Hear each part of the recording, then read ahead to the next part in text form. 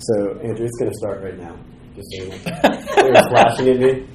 It's going to start right now on slide 4. It was flashing at me. Sorry. Oh, no. That was the best 20 minutes I've ever lectured, too. Don't you guys all think that? No. All right. It's about the same. What? It's about the same, really. Yeah. Okay. Go back and start over. All right. So anyway, all right. So let's. So we're gonna. This is going to be like our little case study, and we're going to try to figure this out. Okay. We're going to figure out how that man is actually worth more than a bucket of chicken wings. Okay. All right. Depends on where you get the chicken wings from. Yes, Casey. Would you take a step further and say a dog is worth more than a bucket of chicken wings? I would take it a step further and say that. Now, I'm not saying like that abusing dogs is a bad thing, right? But not because dogs should be treated a certain way, but because human beings should act a certain way, right? So that's why we use the humane treatment of animals, because that means act like a human being towards them, right?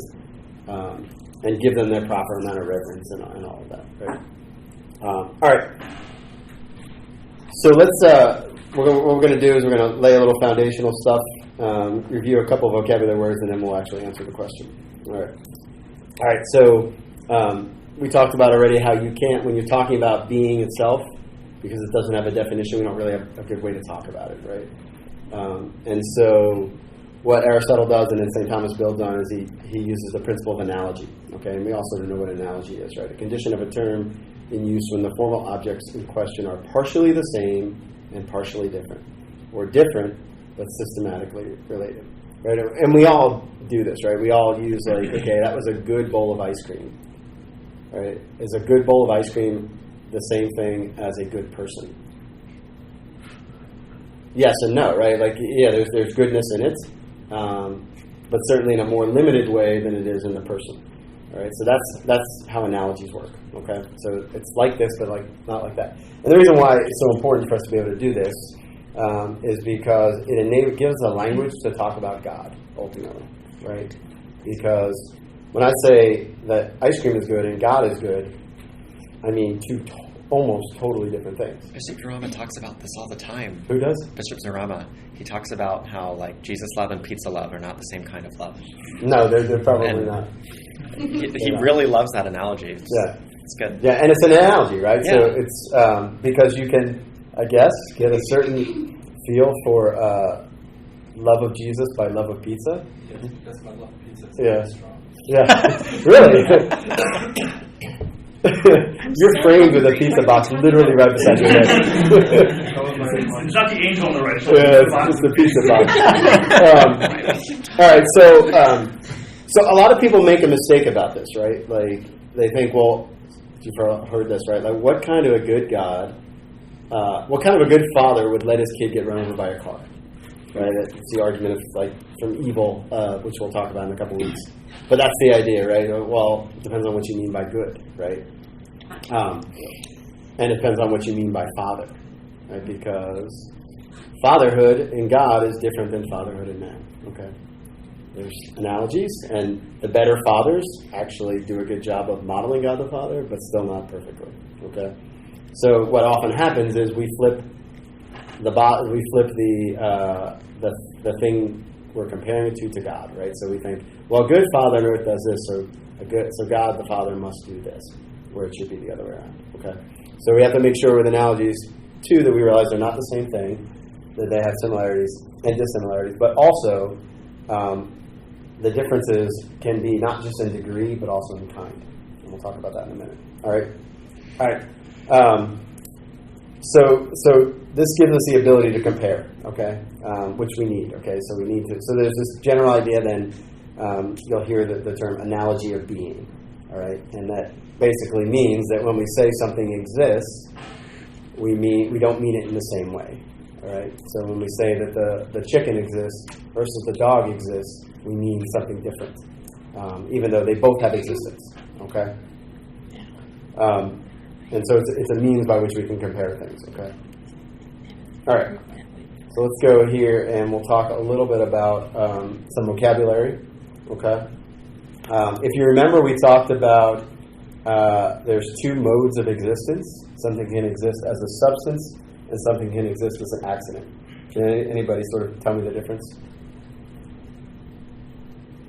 Don't do that. I read before you told me not to. All right. So a substance exists in and of itself. Okay, it doesn't depend on anything else other than God to exist. An accident has to exist in a substance. Okay, does red exist anywhere on its own? No, right? So red is an accident, right? It would say it's an accident of quality. But does red have a form of its own? Yes, that's an accidental form. So because it exists, it has to. So everything that exists has matter and form, right? But it exists on its own. A substance exists on its own. An accident does not. Okay, so it depends on something else for its existence. So color is a good example, right? So think of substance as a thing, and then think of accident as something about that thing. Okay, something we predicate of a thing. All right. And so when we come to know something, what do we know first? The accidents, right? Because those are the things we see, right? And we can't always see the substance. The other thing too is don't think in terms of something having a substance, but think of a thing being a substance. Right? We are all substances. Yes. So, like, is a substance made up of other substances, like, or is like my leg an accident? Yeah, what you're asking is like, is your leg? So a leg is not an accident. Well, okay, so. So if you chopped off your leg, it would be the substance of a leg, a human leg, right? But I liked what you said about how substances exist, accidents do not. So, like, well, if you chop off your leg, technically it's not a human leg anymore, right? Because a human leg must be attached to a human body. But like temperature, color, size, feel, all those things, you can't say this is softness. Softness only exists in things that are soft. So. Yeah. So back to your so a leg is an accidental.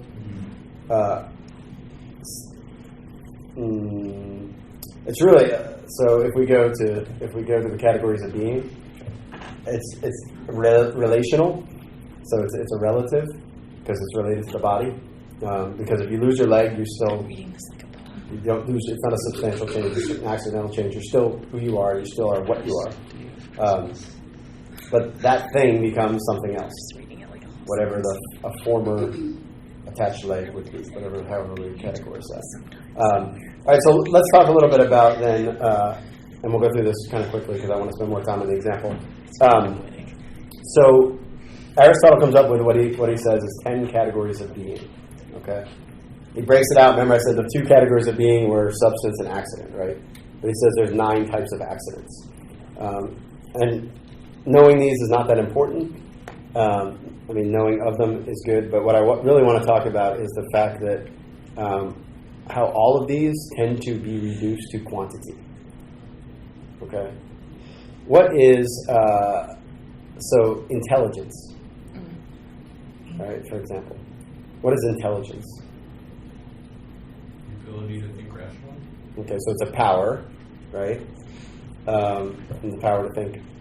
Can intelligence be, is it a quantity or is there quality? Quality. Okay. What do we do with IQ tests? Quantify it. So you will see, if you begin to think about this, that there are so many things that are quantified that aren't really quantities because of an empirical mindset. Okay. Like even colors, we try to quantify them by putting them on a spectrum, right? Even though colors are clearly qualities. It is what it is. It's not like you can around and say, okay, no more exam grades. Like I'm done. You're not going to measure my intelligence by giving me a number because it's just the reality. But be aware of the fact that I forget who first coined this phrase. It's called reifying something, thingifying a thing, and quantifying it. So see how many ways things are quantified, right? I mean, as a statistician, I can tell you there are a lot of ways things are quantified. Right? Like, I come up with mathematical models to predict behavior that is not mathematical, right? So that idea then of confusing those is really important for us to understand, right? So when we look at a being and we look at something like intelligence, we would say, okay, that's not really a quantity, right? Quantities are things like weight, height, right, about a person, but a quality would be something like their intelligence. Their thoughts. Thoughts are accidents, right? They exist in the mind, but they're qualitative accidents. Okay. All right. Does that make sense? So that's just something to sort of keep in mind as we move forward. All right. Two more sort of sets of vocabulary words, and then we can try to at least answer our question. So we already talked about two things exist as in potency and act. We talked about there's possible being and actual being. Okay. Why can we say there's something like possible being? Like, couldn't it be anything? Like, why do we break being down into actual being and potential being or possible being? I don't exactly know if I know what question you're asking, but I would say because we believe in the principle of cause and effect, causality, and so, like, a egg and a sperm are not potentially anything; it's potentially a human being. Okay, so the potency is built into the thing, into the form, right? So that's why we break them up, because it can't develop into a duck, right? It can only develop because the human sperm and the human egg have a potentiality to become a human person.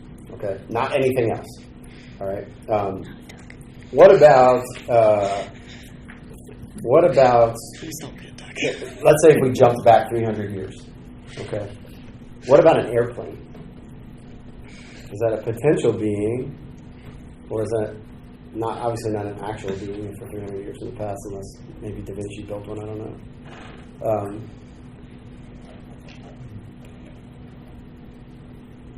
So is that still a potential being, an airplane? At that time, yes. Yeah. So the time doesn't matter, right? It's what's called an extrinsic possibility, right? So in other words, they're limited in the timing of it, but not. There's nothing inherently that says no, you can never make an airplane. All right. The way that you can say it's an intrinsic possibility for a human birth. A fetus in the womb to become anything but a person, all right, or to be anything but a person, not to become, right? All right, so a colony on Jupiter is potency. Yes, yeah. I don't know if there's nothing intrinsically per se. I mean, I guess we could come up with all kinds of ways to. It'd be a bad idea for lots of reasons. Pressure. On Jupiter, putting a colony on Jupiter. Well, I mean, the technology Yeah. advanced. Yeah. Yeah. Big yikes. Okay. Don't go to Jupiter. All right. So the other part that we always remember, right? What are the two principles of change? You guys remember? Quantity and quality. No, I don't know what question you're asking again. What makes a change? How do we define change? Something going from potentiality to actuality. Yes. Right. So something that's in potential, moving towards being act. Right. So, and that's the only way something can change. All right. Remember, we said change has to have something that's actually changing. So there's a principle of continuity, but there is something that's changing, and so you can't just change into anything, right? It has to change into something that is in potency to change into. Okay. And then the other thing to sort of talk about is a thing can't both be in potency and act in the same way for the same thing. Okay. Does that make sense? Okay. So an acorn can be in potency to be a maple tree or whatever, but a pebble can't be, right? Because it doesn't have the. And what determines the thing's potency? It's form. It's form, right? You guys are using vocabulary words. Awesome. Okay. All right. Essence and existence. This is where we're going to sort of take off a little bit. The basic composition and limitation is that of existence limited by and united with essence. What the heck does that mean? All right. So every real being, everything that exists, is made up of two principles. Right? Existence. It has existence and essence. All right. So what I want to, and what is essence again? Sort of like the nature of the thing, right? So what determines how much existence something has, or can we even quantify existence? I don't think so. You don't think we can quantify it? What do the rest of you guys think? Can we The quantify it? amount of time they exist. Okay, so Something either exists or it doesn't, so like you can find it. okay, all right. So there's first act. You just defined what Aristotle calls first act, the act of existence. What determines how it exists? It's nature. Its nature, its essence, right? And I think, well, yeah, Go ahead. you're asking the question about can we quantify it, and I think the answer is yes, partly because you're asking the question, but also you've shown the picture before of like the ladder of existence, right? Like rocks, I don't think I've ever shown that. plants, animals. What are we talking about? 100% you show them. Yeah. So I think that would be what you're. Yeah. Yeah. So how much existence a thing has is determined by. Now you can't quantify it in the sense of like give it a number. But it's 42. It's actually 42. Humans have 42. Oh my God. But and that's what he means. So what limits each thing's level of existence is its essence, what it is. Okay. Yes. So like a unicorn's essence, the fact that it is a unicorn is because it's weird because I would almost think the opposite, that like its essence is limited by the existence, like it doesn't exist. Well, that's why I said, what was first act? What's the first, like for a being, a real being, what's its first act? Existence, right? So it's always existence first, then essence, right? So you're saying if its essence was different, it could exist. Like Yeah, if well- its essence was lacking a horn, then it could exist because its essence is then a horse. Yeah, I guess, but so is a unicorn isn't a real being, right? But it is a what's the word that Aristotle uses for a thought, for a being that's I think a logical being, right? So it does have existence in a limited sense, in the sense that it's in idea but not in actuality, and so that's where it exists, and so then its essence still sits upon that existence, right? Because you could think of something, you just did it, that wasn't a unicorn, right? That in your mind, so you have this unicorn and suddenly it doesn't have existence even in your thought anymore because the essence changed. But you always have to take things that exist and put them together. Yeah. So yeah, exactly. So and why is that? Why when we talk about a unicorn, even though it's made up, why do we have to do that? You guys remember why we talked about this? This will sort of get us back to last time we met about where our whatever's in our intellect was first. In our senses, right? So we have to take some sense data and put it together to come up with a unicorn, right? All right. Very loud high five.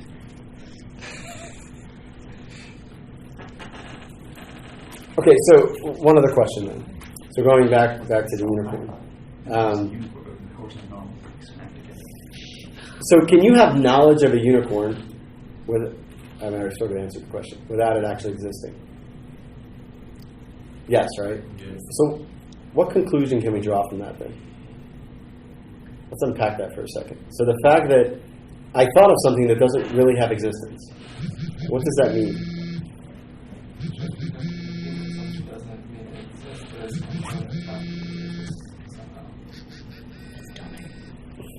It's going to be really loud on the recording. Yeah. So what it means is that the two things are different, right, or distinct, right? They're separated. So what that means is that a thing's existence is not part of its essence. It's not part of its nature to exist.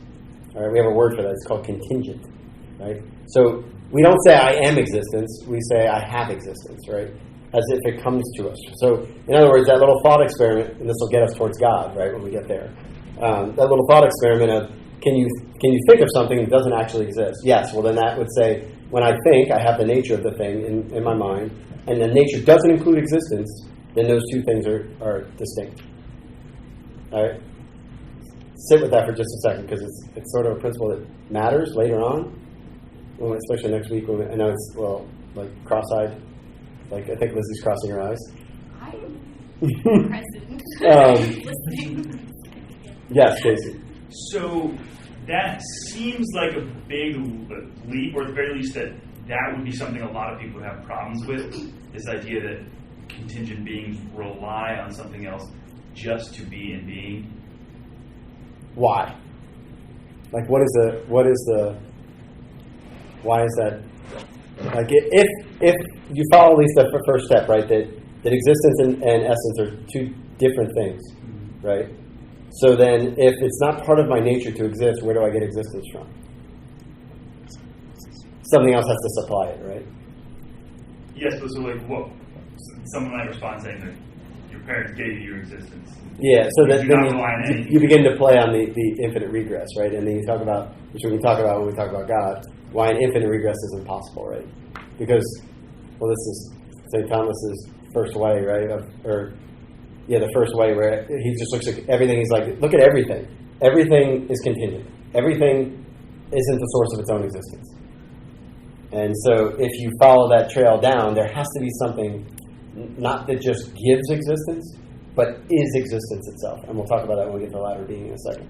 Okay, but from my understanding, is it not saying gave you existence once, but that it's saying currently giving you existence? Yeah. So it's existence here and now, right? So that's the important part of that argument, right? Is to understand that it's not talking about, it's not this chain of events backwards, it's this up and down right here, right now. All right, so that, again, that thought of just understanding essence and existence, two different things. Created beings all have to get their existence from something else, because no created being has, as part of his nature, the act of existence, okay? All right, last one. Finite versus infinite being, all right? And here's the only reason why I want to talk about this, is because when we talk about God being infinite, what do we mean?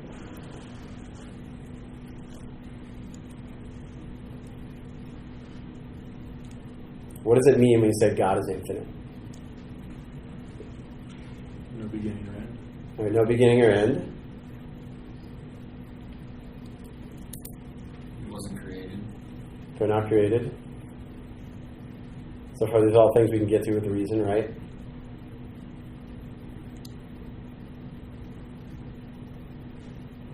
Just in the mathematical sense, you wouldn't be able to measure anything. Yeah, so this is where the confusion comes in when you start throwing mathematical sense, right? Yeah. In math, does anything ever get to infinity? No. Right? The quality of math is you can always add one more to it, right? It's sort of a convenient mathematical way to go towards something really big, really small, right? And so we have to be careful not to confuse those two things. So all we're saying this is why I spent so much time on the last slide, all we're saying when God is infinite is that his essence is to exist. Right? It's part of his existence. Part of his essence that he exists. Okay, so he is being itself. He is I am. Okay? That's all infinite means, right? So it's not this, don't think in terms of space or anything like that. He is the fullness of being, because he is being itself. All right, and we'll talk more about next week what that means.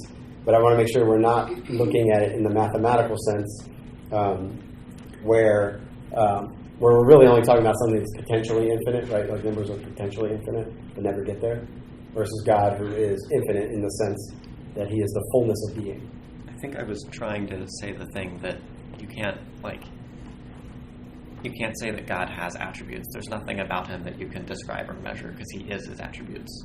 Yes. And so, in a mathematical sense, if you were going to say this is actually infinite, then you would not be able to use math to describe it. Because right. math doesn't do that. If it was true, exactly. Yes. Okay. All right, so now we're ready to get to John Claude's favorite slide. Yes. Which is the ladder of being. And this is where I want to sort of, we're gonna start to try to answer our question, okay? So let's see how much you guys can fill in, and then we can filling in between. So a stone is beneath a plant. Let's just start there. Why? Plant has a vegetative soul. Okay. Anyone? I mean, that's true, and it's part of the reason. But can you use? Can you talk about it in the terms we've already used, and then we'll talk about why what you're saying is the way you illustrate it. So, what is this a ladder? Like, what's one rung to the next? The thing on the bottom rung has less being than the thing on the next rung up, right? Everyone sort of understand that? Okay, now how do we prove that? Now is where we pull in what Casey said, right? Because the plant has more perfections than the rock. Right? It has not just existence, okay, but it also has vegetative powers. All right? And so the animal has yet more perfections than the plant. And so, go ahead, Casey. Before we jump too far, can you just talk about flame? Because that's wild to me and I don't really get it. Yeah, well, why a flame has higher being than a stone? Yeah.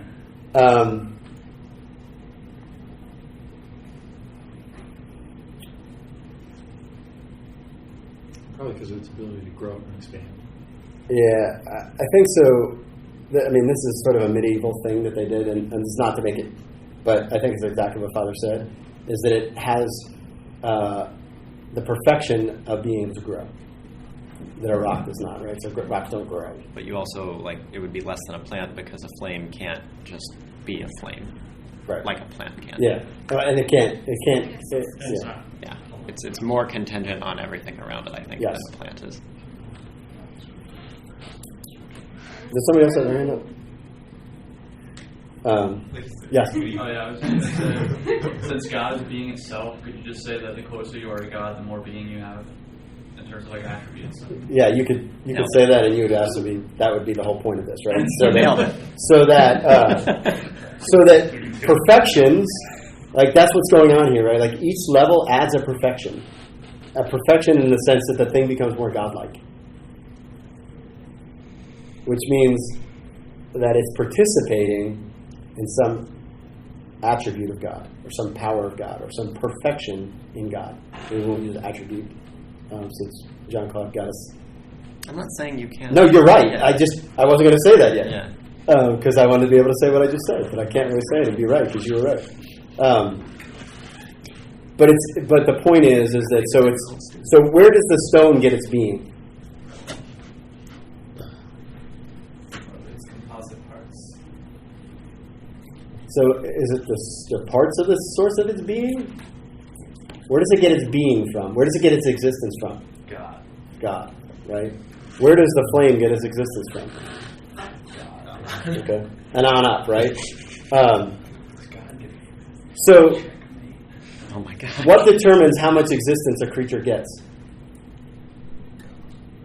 Well, yes, God, but what determines how much existence a plant gets? The form of the plant, the nature of the plant, what the plant, like the kind of the plant is, right? So back to Casey's question earlier about the dog, right? Does the dog have more being than a chicken? No. You don't think so? No. Why not? I mean, there can be an argument either way for that. Are there like sub-steps in between these rungs?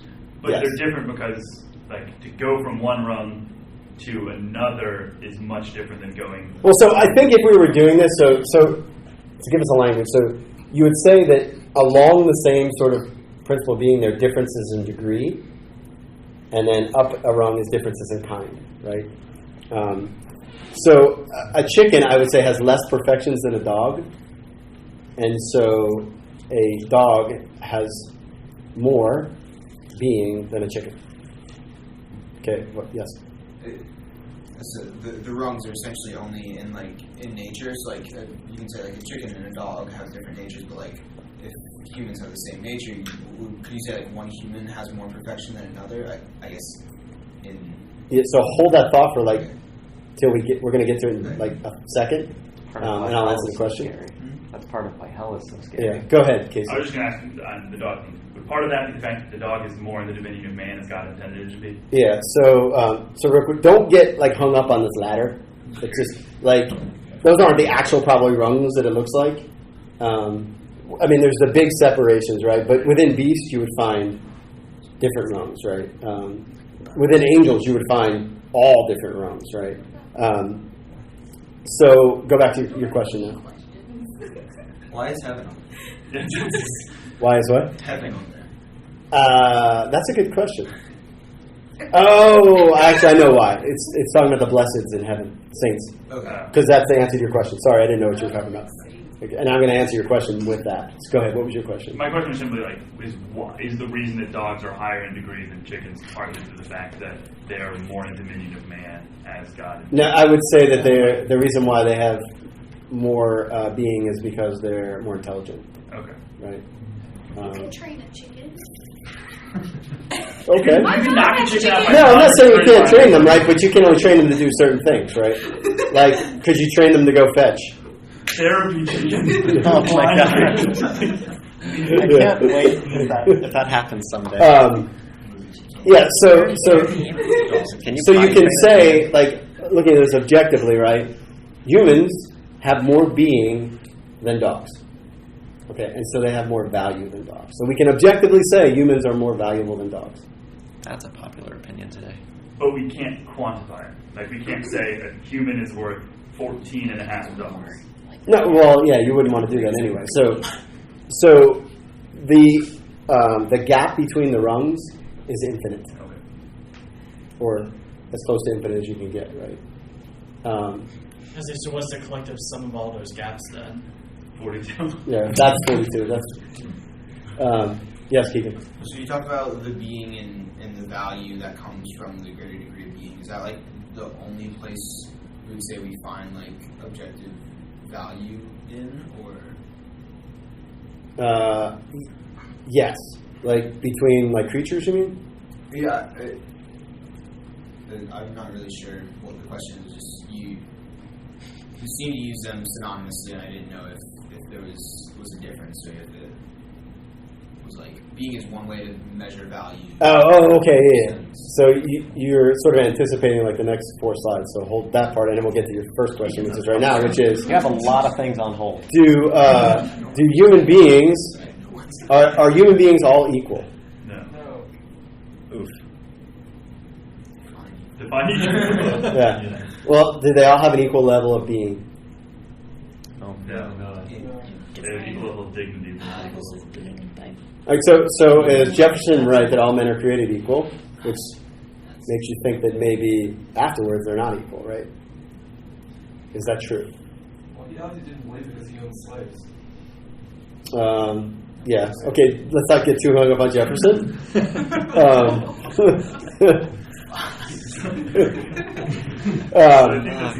So can I say that some human beings objectively are more valuable than other human beings?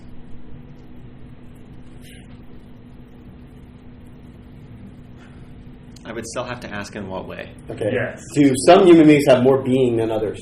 Yes. Yes. How so? They're more perfect. If you're using perfection as your scale. Okay. All right. So metaphysically, we could say that all human beings are in potency to be equal, but potency has to be reduced to act, and to act is more perfect than to be in potency. So the morally good person actually has more being than the immoral person, because they participate in goodness more. Would that mean that if, like, I was on one end of, like, the seesaw of death, and, like, Mary was on the other, like, objectively we should save Mary? Seesaw of death. No. So the thing is, you can't do that calculus, though, right? Yeah.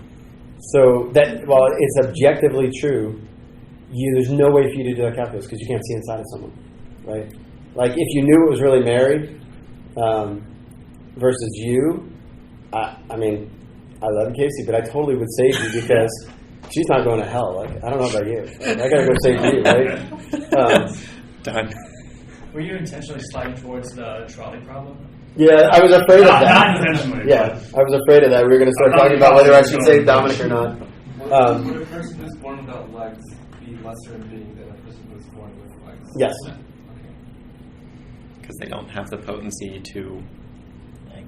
It's amazing how at least once a time this happens.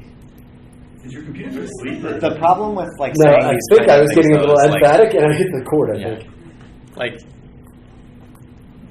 I think the problem with this is that in society today we don't have a different, like we use the same word to talk about two different concepts, What's the same word that you're talking about? like goodness, value, equal, whatever. Yeah, so what are those terms really? They're analogical terms, right? But And we use them as if they're... we use they're- them as if they're absolutes, and in particular we cross the streams between dignity and perfection a lot. Where like people think that because they have a quality, it has to be something about their identity, and it doesn't have to be that. Like you are no less of a human person because you're paralyzed, in the sense that you're owed the same respect, the same treatment as anyone else. Yes, but you are less in the sense that you can't do as much as a perfectly healthy human being can. But because we don't see those words differently, if you say one way, then like you're insulting the other end. It's a mess. Yeah, so this is why you have to really think deeply about this, right? You can't just... Because I could easily walk away with a conclusion and stop right now and go, yeah, like, he's a better person than you know, X is a better person than Y, so I'm just going to treat Y like crap. Like, and that's not the conclusion to make at all, right? Like, the conclusion is interiorly to go towards perfection, right? But you can't measure someone else's perfection, right? That's a management decision. Yes, exactly.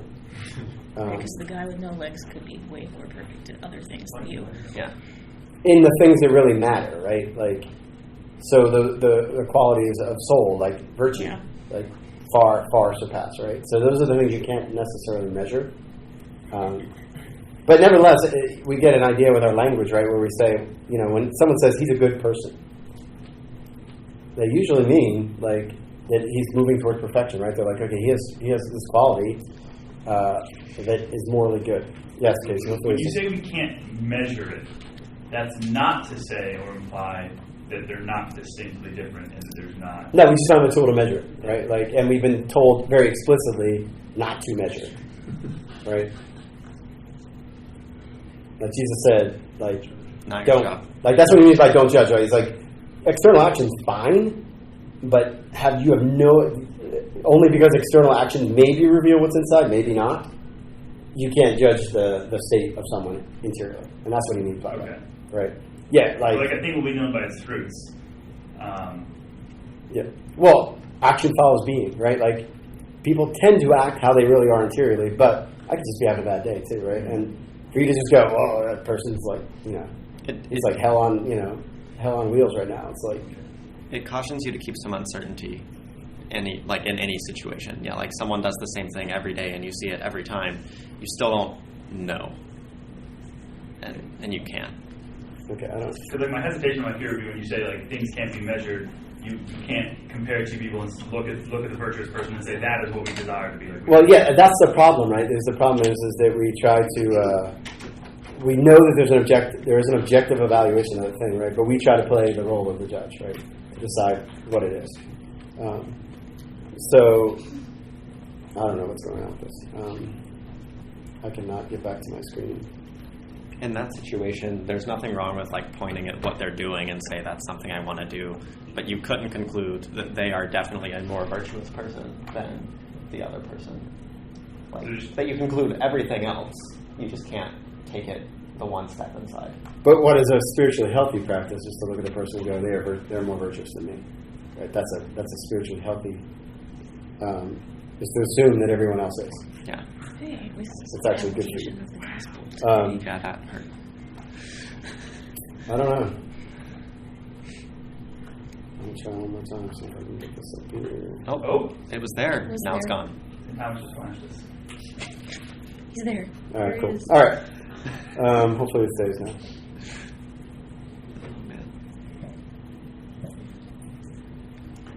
We still haven't gotten back to PETA. Yeah, so we're not going to yet because all I told you was that it's something that has more being, right? And Keegan sort of balked at that a little bit. He's like, okay, you're talking about value. How do we measure value, right? Which was sort of your question, right? All right. So how many of you guys have heard of transcendentals? Right. Yeah, well, there's math in that too. But beauty, goodness, truth, you guys heard those terms before. All right, so why are they called transcendentals?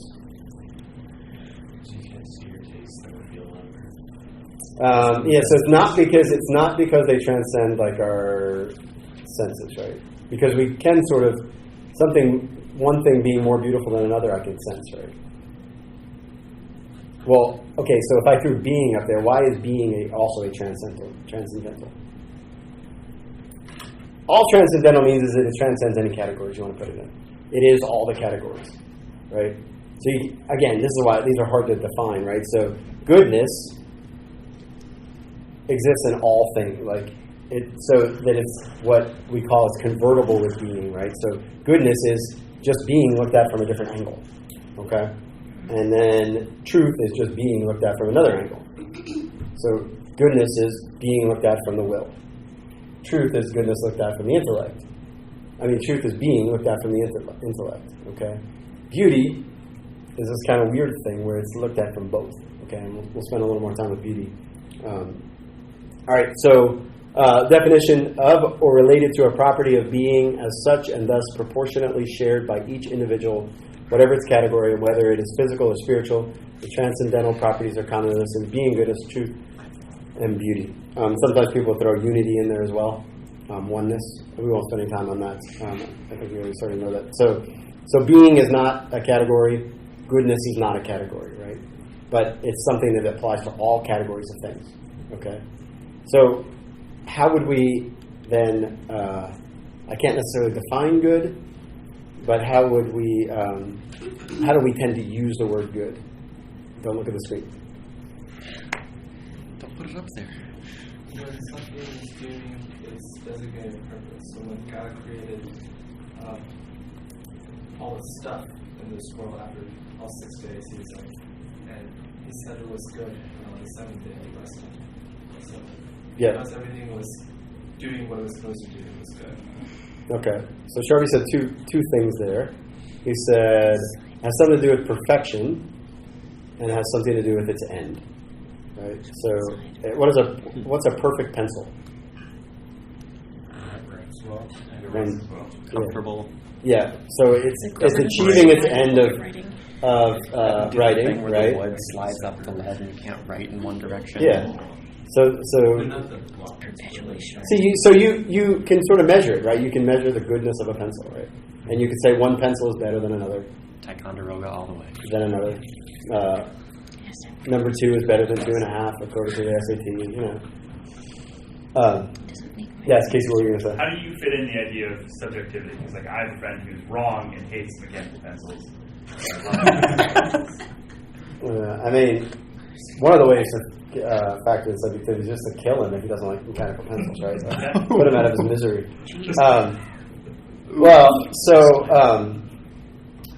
So how do we? Can we come back to that when we talk about beauty? Because I think it's clearer there. Right? Okay. Which one's more beautiful? Because maybe, like, what you're really getting at is mechanical pencil is more beautiful than the Ticonderoga. Maybe. Right? Mechanical. Yeah. All right. So when we talk about degrees, right, we can talk about degrees of goodness. Okay.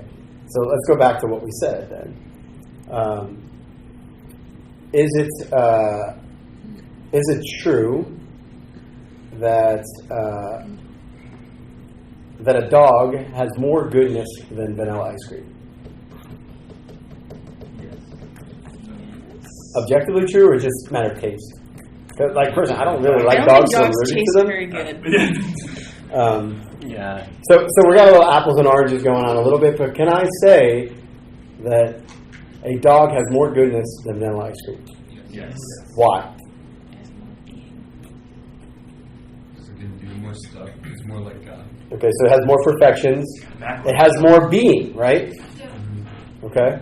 So You can't do tricks; it just melts. so what about now going back to going back to Keegan's question about what about if we looked at people? Can I say one person is more good than the other? That's not even better, right? Just to be careful. Is one person more good than another? You can't say that, but it can be said. Are we using good in like being synonymously, or is there a difference? No. Remember, goodness is just being looked at from the sense of the will. So is being the not necessarily a subcategory, but like goodness, truth, and beauty flow in, or like are beauty looked at differently? So like, is beauty like said to be the highest, or being said to be the highest of those, or?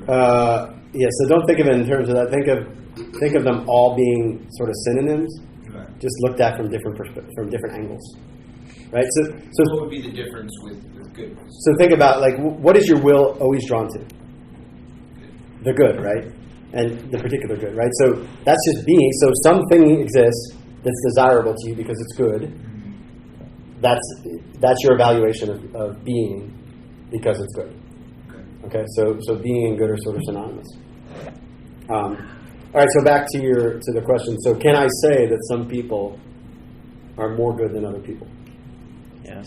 But going back to this, right, with the heaven thing, like, so a saint has more goodness, has more being than a sinner. Okay. Does that follow also with like two dogs? Like, yeah. So the more so one dog can be more good than the other dog because it has more perfections within its nature. Right. So the word good designates something perfect as such. So as it has more of its potencies reduced to act, becomes more and more perfect, it's a better dog. Good dog. Or a more good dog. Yes. Where do those in hell fall on the ladder of being, seeing as we have those in heaven? That's a great question. I would guess lower than stones. Right? No, in the ladder of being, they would fall between just above the beast. Oh, okay. Yeah. Because they still have this is why we say, like, we'll talk about in a second, like the different kinds of goodness, right? Ontological goodness, like they still have the goodness of being, they still exist, right? Which, by the way, like, just to go back here, this ladder of being is St. Thomas's argument for the existence of angels, by the way, with reason. He said that because there's this progression, and then there would be this gap between man and God, so there must be angels. Okay, that's his argument by reason for the existence of angels. Which we can talk about. Well, I mean, he hashes it out. It's not that big of a jump. Just a two-sentence thing. Yeah, just step one, step two. Angels. All right, so let's go back here real quick. All right, so let's just talk about a vocabulary thing. I just want to make sure I don't have this on a different slide. All right, so when we talk about something being good, we sort of use it analogously or synonymously, but we mean it in three different ways, right? So is the devil good? It depends on how you define good. Yeah, so it really depends, right? So he has ontological goodness. Why? He exists. Because he exists. Okay. But he doesn't have moral goodness, right? Does he have physical goodness? Not physical in the sense of obviously a body, but does he have everything that is natural to him? All the powers that are natural to him. Yes. Yeah.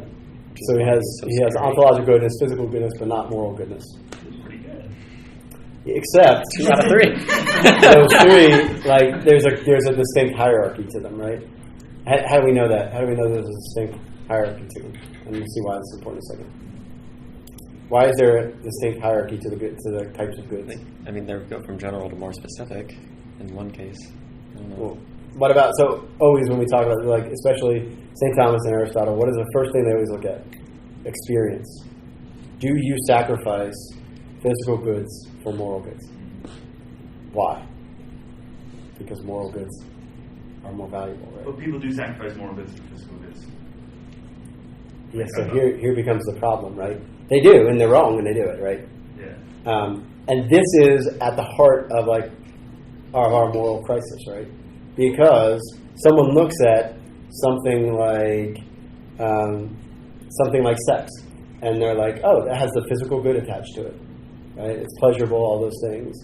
So therefore, I'm going to do it without any evaluation as to whether it's a moral good, right? So understanding the pecking order is really important because it affects how we act, right? Because there's lots of things that are pleasurable in physical goods that aren't morally good. Is that tied up? Like, we've been noticing a lot, talking with doctors about baby coming soon, that they are incredibly quick to offer you something because it's either comfortable or more convenient, even though the side effects probably vastly outweigh that. Would you say that's I would say that's part of it. Like, and you all see when you have, usually after 2 and you get to 3, they will almost instantly, it's almost nefarious how they do it. They will ask you in the midst, after the baby is delivered, like, do you want your tubes tied? Like, with all that going on. They don't ask you before. Oh, yeah, I'm glad I go to They ask you afterwards. Like, so, because they're like, oh, 3, what the heck clearly something failed, right? So the physical good of comfort and, financial stability, whatever, without any sort of care for the moral good. All right. So Keegan, did that answer your question? I guess you had 2. Did I get them both? Oh, but I still haven't gone to the. So I said the other one you had a hold till beauty, right? Or was it? Or maybe that was Casey. Remember your question. Yeah, you got to remember your question, dude. We're fine then. Rod's very responsive. Yeah.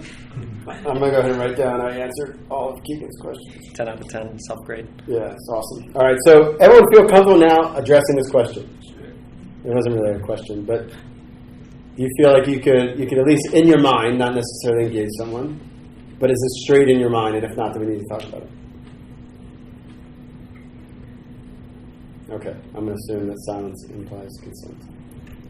All right. I'm sad they didn't. Yeah. Wow. Big yikes. Context is important. It is recorded, I guess. Yeah. That's all right. So don't run for office, please. Yeah, we said. Please run for office. Oh, like these recordings ever got out if I ran for office? It'd be so bad. I'd be done. You just need to read your website. That's all. You don't even. Oh man. Yeah. All right. So second transcendental is truth. All right. So what's the definition of truth?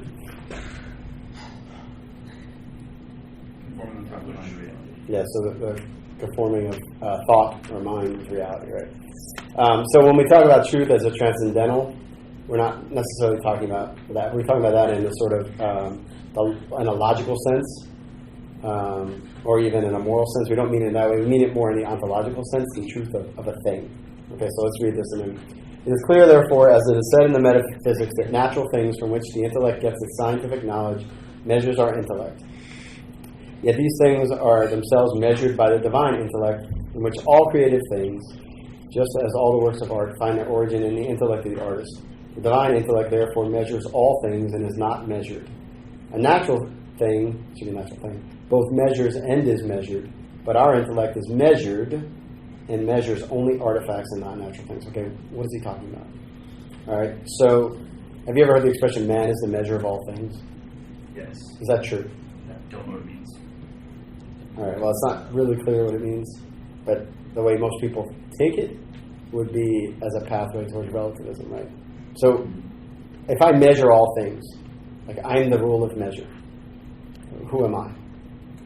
God, right? So we're measured by reality, right?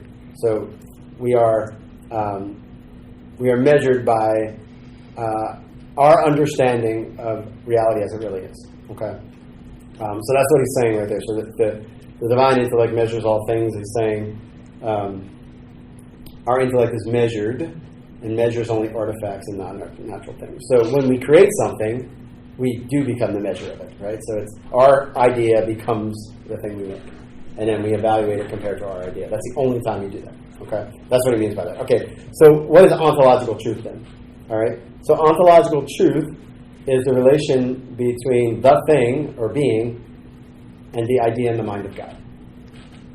Okay? So a thing is true insofar as it conforms to the idea of God, that God has of it, like what God created it for. Right? Just as we would say, I don't know, if I made a car, right? We would say that car is true insofar as it followed the blueprints. Okay? So that in that way, truth is. So, can things have one thing have more truth in it than another? Yes. How? So let's just say there's a perfect beaver and a perfect person. Which one has more truth in it? The first. Why?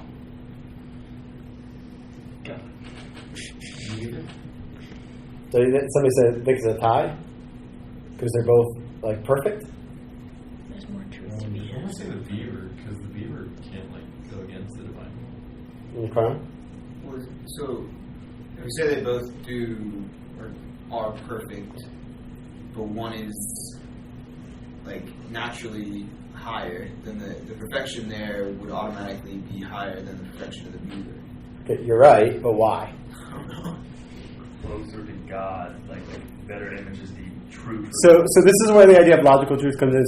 So when something is true, it's intelligible, right? You understand what intelligible means? We can know about it, right?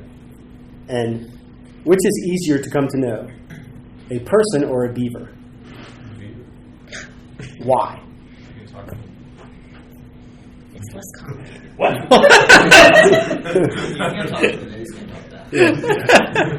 You just said something is more true as it is intelligible, which means you can know it. Like intelligible by our minds? Yeah, so a human person is more knowable than a beaver. Yeah. Because which takes more to get to know it?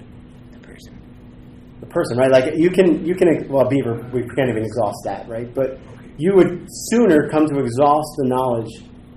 The thing, remember, so knowledge is what? The thing known is in the knower, right? The form of it becomes a part of me.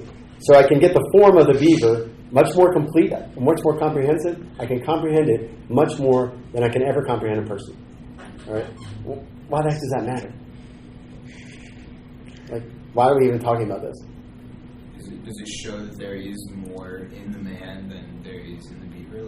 Yeah, there is more truth, but it also shows that if it's true that the beaver was first in the mind of God, then contemplation of the beaver tells me something about God. Right? So this is the idea that everything that God makes is to reveal himself to us, right? So this is why, and we'll talk about why it matters in a second when we talk about beauty, how it combines the thing, right? So this is why when you really look at creation and contemplate it, you come to know God. Right? Because he made things intelligible. He made them with certain forms, and you learn the ideas of God. Right? And this is why, the saints will say, there's two books. God has two books: the book of nature and the book of Scripture. Right? Where the book of nature is God writing his ideas into physical, tangible things. Right? And so we could spend a little while maybe contemplating a rock. Weird. But watching a beaver building a dam, you can learn something about God in that. Right? And that's why it matters which has more truth, okay? Because it makes it which thing is more intelligible, okay? Which brings us to the last. No. Is anyone in here an art major? All right. So, are you saying no because that's the answer you think I want to hear, or can you actually sort of? I'm thinking it's the answer I believe. Okay.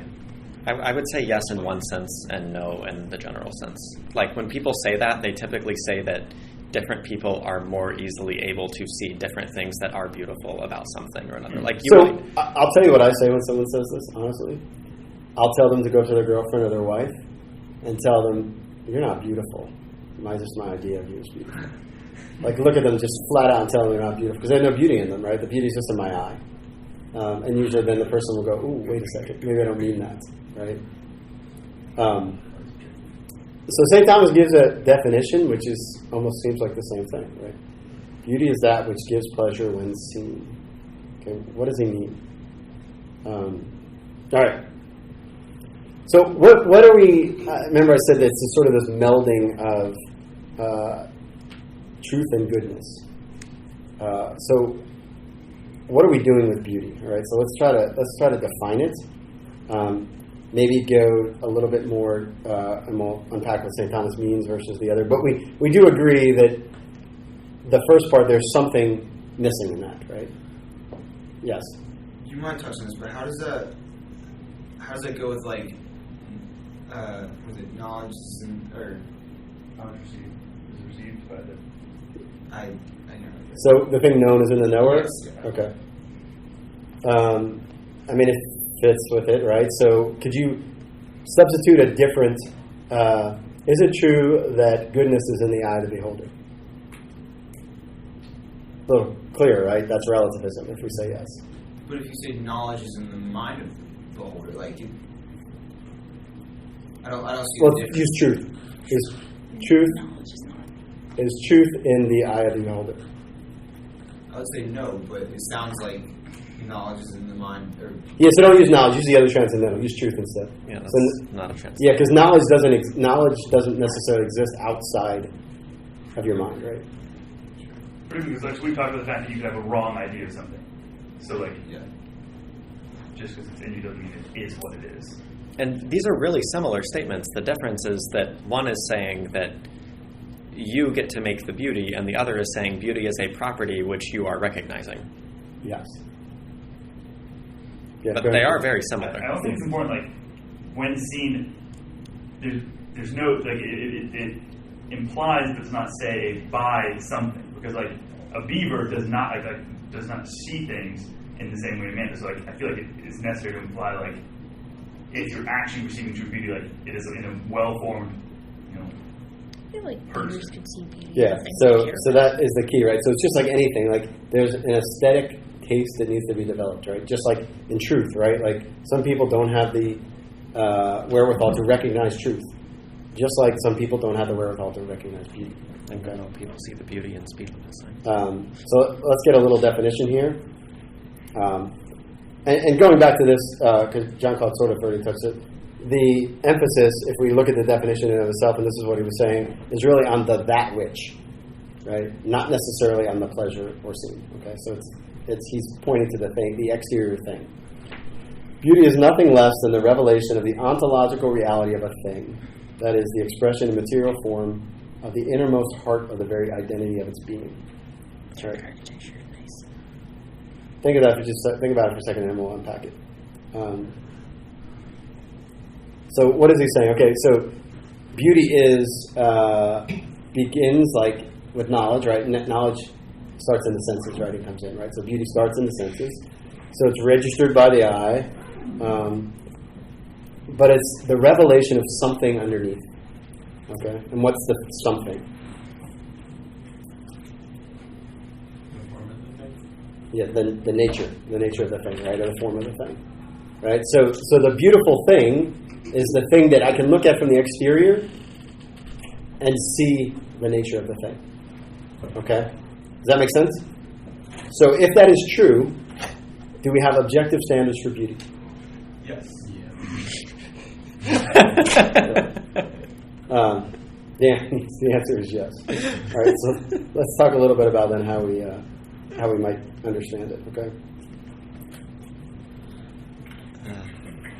All right, so here's what St. Thomas says. He says, for beauty includes three conditions: integrity or perfection, since those things which are impaired are by that very fact ugly; due proportion or harmony; and lastly, brightness or clarity, which things are called beautiful, which have bright color. All right, so what does he mean by that? So integrity simply just means the fullness of its being is passed to the intellect. All right, so a person who's missing their nose, according to this definition, would be ugly, right? Because they're lacking integrity. All right, so the fullness of the person's being, of the human being, isn't passed to the intellect. All right, proportion would mean that everything sort of fits, right? Things aren't out of place. So the person could have a gigantic nose, right? And we would go that they're ugly, right? And then the third, he says, is brightness, radiance, clarity. You'll hear all those So that is, think of it as the form kind of shines forth. So it's intelligible. All right. So we'll give some examples. All right. My professors are not ascribed No. to Don't know what this is. Harrelson! I like Harrelson. So that's the building I used to go to like calculus in. Same. It had a bathroom at the top that looked like the bathroom from the Chamber of Secrets. Yeah. You could also roll down the ramp. Yeah, and you had to walk down this ramp, and it'd take you 15 minutes to walk down the ramp. It was great for If you take a wheelie chair, yeah, it goes a lot faster. Yeah. So we look at this, right? We look at this. Do we know what this is by just looking at it? A building. What kind of building? So it's revealing a little bit of the form. What kind of a building? Yeah, no idea. Yeah, a round one. Like, what the heck? A round building, really? Coliseum. Yeah. So we would look at that and go, I'm not really sure what that is, right? Where students go. What about if we looked at this? Points up. Yep. Like, does that look like a classroom building? No. Well, it actually does, because you can't really see the pictures on top. It has like, there's 4 philosophers all looking in different directions. Oh. Okay. So it looks like a classroom building to people who are used yeah, to so that's in Oxford. It's one of the buildings in Oxford, and it's kind of squished together. Yeah, I was going to say, please, that picture. That's very. I could probably make it bigger. It's ugly. But hold on. So, we could say that is more beautiful than Harrelson, right? Oh, certain. Yeah. Why? It might not be. Why? Why is it more beautiful? It's slightly more clear what it's for. Form follows function. Say that again. Like the design thing. Yeah. Form follows function. It's an artifact. It's been created with the intention of being like the form and the aesthetical qualities of it follow and inform the user, the viewer, of what it is and what it does. Okay, so I should be able to just look at it and know what it is, right? Yes. So what about a church building? Like, how many of you have been inside a church that looked like a warehouse? Yeah. Right? And what happens when you do that? Does not help to elevate the mind. No, it doesn't help to elevate, right? Because it's lacking, it may be functional, but it's lacking the form of what's actually going on in that building. Which is why that definition came from a book about church architecture, because this dude really gets it. And he actually, I think, his name is Dennis McNamara, where's that quote? I think he actually was one of the people that both St. Catherine's and the cathedral both consulted.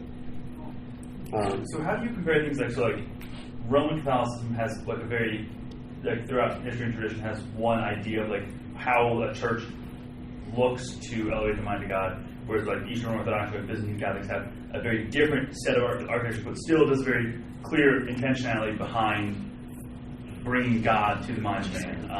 Yeah, so a lot of it is depending upon the emphasis. Like the Eastern churches has a different emphasis than the Western church. So the Western church its emphasis is on creation, recreation.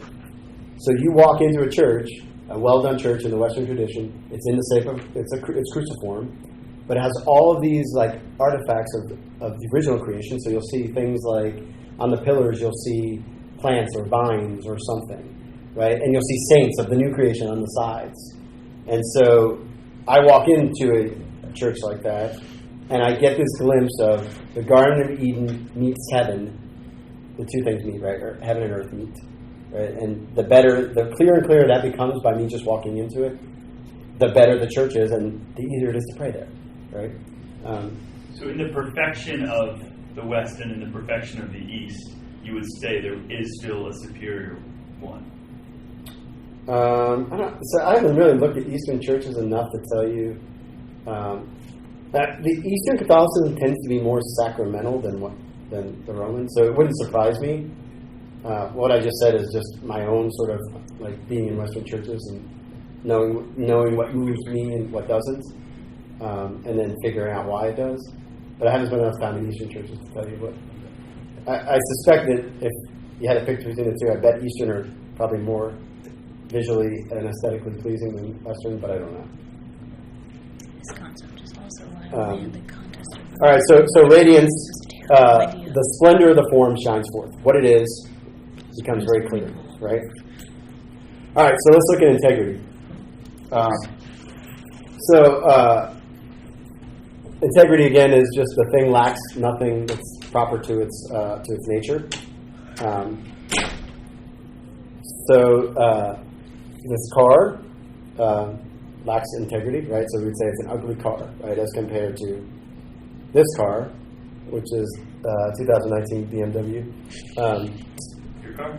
Doesn't lack integrity, right? So it has all the parts of the car. They're as opposed to this. Now, remember, they also have to be in due proportion, which is the third part. But we would say, from an integrity standpoint, there's nothing like that's missing from this car. Okay, so integrity is the more sort of functional of the three ways we look at beauty. And then proportion. All right. So proportion is also harmony. So a thing has all of its parts, but the parts are related to each other such that they make a harmonious whole. All right. Is this toilet lacking anything? Yes. Yeah.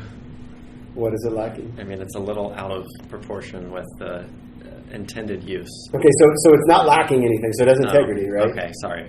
But But let's be honest. Like, do you want to go poop on a gold toilet? Like, do those two things fit together? Right? Gold and going to the bathroom. What did you Google to get this? What did you have to search on your computer to find this? I think I may have just searched ugly. This bathroom is also really terribly. Yeah. Yeah. It's really like. Yeah, the whole room is like. Look at where that door is. Anyway, probably. And then maybe this is like first class in an airplane. I don't know. Like, it's a little weird. But so it has all of its parts. It's really heavy.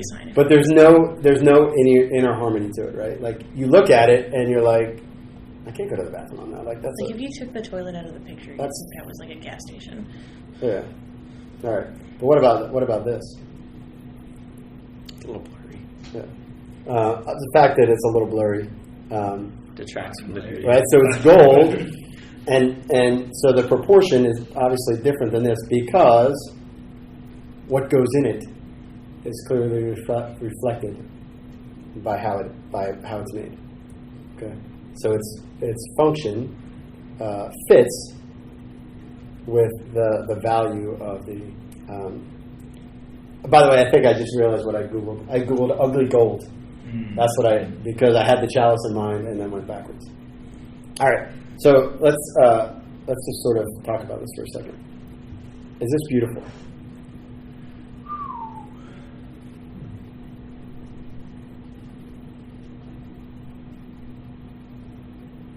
Well, I'll get it a little closer. Thanks. This is the same. Yeah, it's as close, made it closer.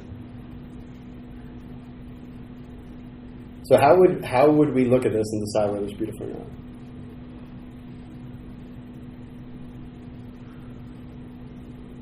Like going by those categories? Yeah.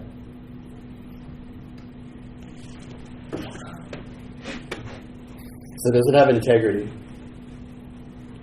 Yeah. So in what you can see integrity better, the bigger picture, right? So in abstracting from the event and representing it, is there anything missing? No, right? Like again, it's not a perfect. Okay. Does it have due proportion? Like is that a little much? No. Is all that blood just a little much? No. What about just the hands all spasmed and the feet?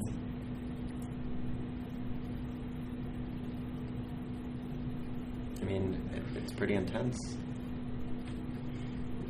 But This intentionally has the function of. that was pretty intense. Yeah. All right, so I'll let you in a little. So this is an altarpiece that actually sat in a monastery where they took care of people with something. It's called St. Anthony's fire, and it caused their hands to spasm and a lot of their body to spasm like that. So the artist that they brought in is Grunwald, I think is his name. He painted this with the hands spasming.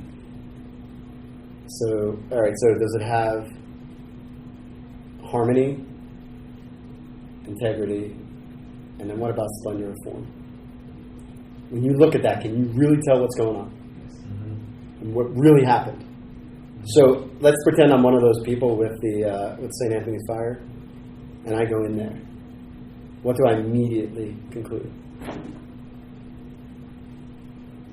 My sufferings are his sufferings, right? So is it beautiful?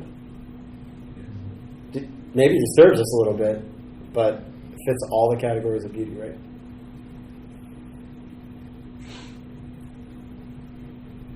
All right. Can't wait for the counterexample. No, I don't have a counterexample. That's like. I was hoping you'd put something up and ask, "Is this beautiful?" And it would be an obvious no, but we talk about why.